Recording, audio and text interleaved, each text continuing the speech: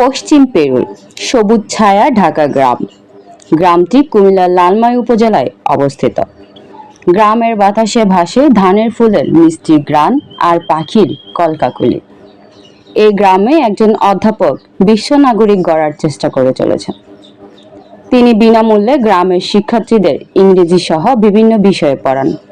গণপাঠাগার চালু করেছেন। মায়ের নামে উষা স্মৃতি ফাউন্ডেশন থেকে প্রতি বছর শিক্ষাবৃত্তি ও দুঃসহদের সহায়তা দেওয়া হয়। গ্রামে একটি মহাশ্মশান প্রতিষ্ঠা করেন তিনি অধ্যাপক অম্লান কুসুম রায়। সরেজমিনে গিয়ে দেখা যায় ফয়েজগঞ্জ থেকে পশ্চিমে সবুজ মাঠের মাঝ দিয়ে গ্রামে একটি সড়ক প্রবেশ করেছে। সড়কের শেষ প্রান্তে পশ্চিম পেরু।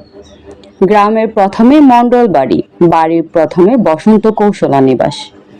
বাড়িতে ঢুকে হাতের বাম পাশে 2 তলা শ্রীধর ভবন। নিচতলায় ছেলেদের পড়ানো কক্ষ উষা স্মৃতি পাঠাগার। এখানে শিক্ষার্থীদের আনাগোনা। উপরের তলায় বড় বোনের নামে দেবিকা স্মৃতি গ্রন্থাগার। সেখানেও পড়ানো ও পাঠাগার নিয়ে ব্যস্ত সময় কাটাচ্ছেন 70 বছর বয়সের শিক্ষক অম্লান কুসুম রায়। জেঠুর কাছ থেকে শিখে আমরা অনেক কিছু নিজে নিজে লিখতে পারি। আমরা তার কাছে ইংরেজি স্পিকিং, কথা বলা, রাইটিং, গ্রামার এসব অনেক কিছু আমরা শিখে থাকি। তাকে বয়স ছুঁতে পারেনি, যেন এখনো 40-এর ঘরে রয়েছেন। তাকে সহযোগিতা করছেন তার স্ত্রী আলিশ্বর সরকারি প্রাথমিক বিদ্যালয়ের সাবেক প্রধান শিক্ষিকা অনিতা দত্ত। এছাড়া তারা ফসল উৎপাদন ও বাগান করা নিয়ে সময় কাটান। আমি বেশি উৎসাহী ছিলাম গ্রামে আসার জন্য।